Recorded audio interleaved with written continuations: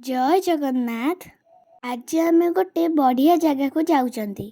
आमे घर बाहरिकी पळी आसलुनी, पाखापाखी हे गलुनी। जगहटीर ना होची बरुणेई पहाड़। आमे आसिकी पहुंची गलु। दुई माउसी, मामा, मु, मो सुबु भाई आउ मो मामू भी जाइथिले। इठी मामू तांकर गुपचुप खाइले। आमे हमर चलिलु ठाकुर को दर्शन करिबा पई।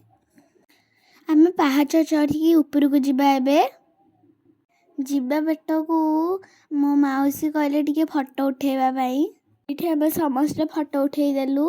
आमे गलु मांग पाखकू। हमको एठी बहुत पहाच चढ़ी के जिबा को पड़िबो। बहुत सुंदर जगह। पहाड़ ऊपर माँ अछंती।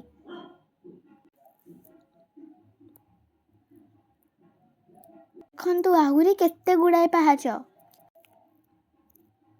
आमे माँ को पाखरे पहुंची गलु। गोड़ धोई होई कि माँ को पाखकू जिबा।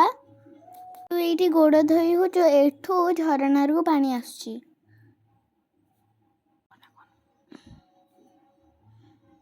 एठी माँ को भाई दीप किनिकी नेलु। एठी शिव ठाकुरंक मूर्ति अछि। प्रणाम करके आमे गणेशंकर मंदिर अछि।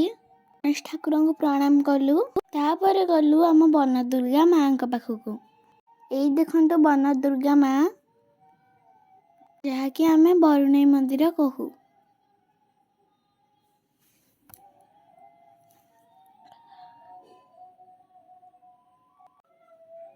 कनक दुर्गांक आसन। प्रसाद आइलु।